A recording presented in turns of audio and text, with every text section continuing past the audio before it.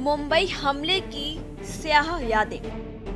लश्कर ए तैयबा के 10 आतंकवादियों जो समुद्री रास्ते से मुंबई में दाखिल हुए थे, मुंबई के कई महत्वपूर्ण स्थानों पर 4 दिनों तक गोलीबारी की थी।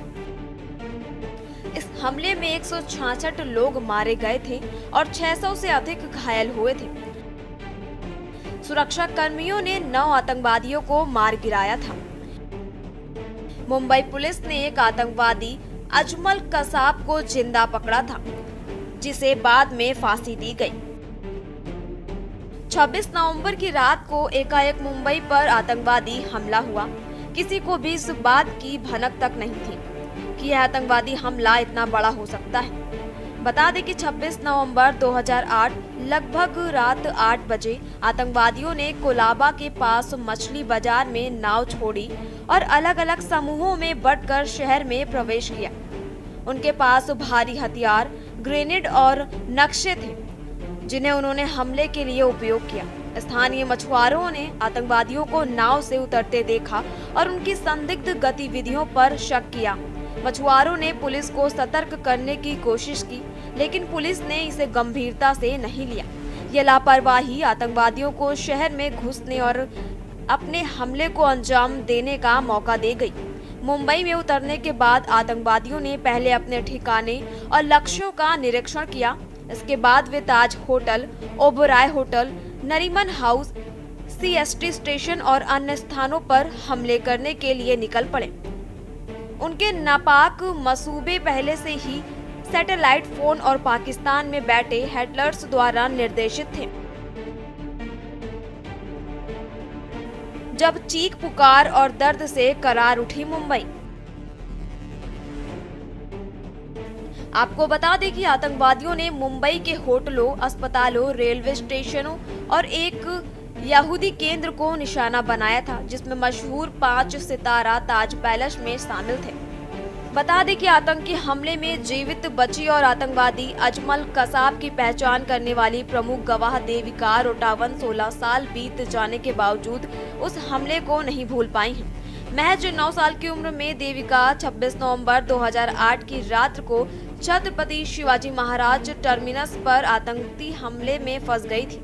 इस दौरान उनके पैर में गोली लगी थी और आज भी ठंड के दिनों में यह चोट उन्हें सताती है। देविका रोटावन बताती हैं कि वह उस रात को कभी नहीं भूल पाएंगी। 16 साल बीत गए हैं, लेकिन मुझे अभी भी याद है कि मैं क्या कर रही थी, कहां जा रही थी और हमला कैसे हुआ।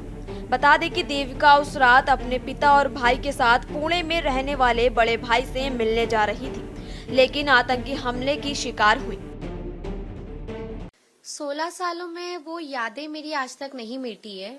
उस रात को मैं कभी भूल नहीं पाई हूँ। अब तक मुझे वो याद है कि उस रात को मैं कहाँ थी, कहाँ जा रही थी, कैसा वो हमला हुआ। मेरे लिए वो रात भूलना नामुमकिन है और मैं ऐसा सोचती हूँ कि अगर मैं वो रात को भूल जाऊंगी तो मैंने आतंकवाद को माफ कर दिया, जो कि मैं गलती से भी नहीं करना चाहती हूँ। फिट एंड फाइन तो नहीं हूँ मैम, आज भी मुझे गोली लगे हुए मेरे पैर में वो दर्द होता है, वो दर्द अभी भी उतना ही है, निशान आज भी मेरे पैरों में है।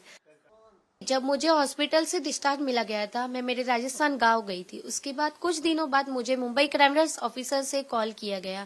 मेरे पापा से बात की है, बोले कि आप कोर्ट में आके गवाही दोगे। हमने बोला हम रेडी है। मेरे पापा ने दोनों आतंकवादी को देखा था और मैंने कसाब को। फिर 10 जून 2009 को मैं और मेरे पापा ने जाके कोर्ट रूम में कसाब को आइडेंटिफाई किया था। हमारे सामने 3 शख्स रखा था, उसमें से मुझे कसाब को पहचानना था। कसाब जो जस्ट सबके साइड में फर्स्ट में बैठा था, वो आतंकवादी कसाब था। तब मैं कोर्ट रूम में गई थी, मैं बैसाखी से चलती थी। मन तो ऐसा हुआ था इसे बैसाखी फेंक के मारूं या मुझे कोई गन दे दो तो मैं सभी खत्म। पूरा मास्टरमाइंड जो आतंकवादी पाकिस्तान में बैठे, वो जब खत्म होगा तब लगेगा कि हाँ मुझे पूरा इंसाफ मिला है, उसके पहले लगेगा कि नहीं मिला है। कसाब तो एक मच्छर था, कसाब जैसे ना जाने वो लोग कितने पालते होंगे। आज फिर कोई और कसाब तैयार कर रहे होगे तो क्या होगा। मैं नहीं चाहती कि कोई और देविका बने, मैं नहीं चाहती कोई और ऑफिसर शहीद हुए। कौन कौन हुआ था शहीद? 26/11 आतंकवादी हमले में तत्कालीन आतंकवाद निरोधी दस्ते ATS के प्रमुख हेमंत करकरे, सेना के मेजर संदीप उन्नीकृष्णन, मुंबई के अतिरिक्त पुलिस आयुक्त अशोक कामटे और वरिष्ठ प्रमुख निरीक्षक विजय सालस्कर हमले में जान गंवाने वाले लोगों में शामिल हैं। बता दें कि 26 नवंबर 2008 की शाम थी। ख्वाबों का शहर मुंबई अपने शबाब पर था। हर शाम की तरह ये शाम भी गुलजार होती जा रही थी कि अचानक शहर का एक इलाका गोलियों की आवाज से दहल उठा। हमले की शुरुआत लियोपोल्ड कैफे और छत्रपति शिवाजी टर्मिनस सीएटी से हुई थी। इस 26/11 आतंकी हमले में 26 विदेशी नागरिकों सहित 166 लोगों की मौत हुई थी, जबकि इस हमले में करीब 600 लोग गंभीर रूप से घायल हुए थे। प्रत्यक्षदर्शियों का कहना है कि आतंकी पागलों की तरह हर तरफ गोलियां बरसा रहे थे। उससे पूरी मुंबई में दहशत का माहौल था। 29 नवंबर तक चले आतंकवादी हमले में Chhatrapati Shivaji Maharaj terminus, Oberoi, titans, Taj Mahal palace और टावर, लियोपोल्ड कैफे, कामा अस्पताल और नरीमन हाउस यहूदी सामुदायिक केंद्र को निशाना बनाया था।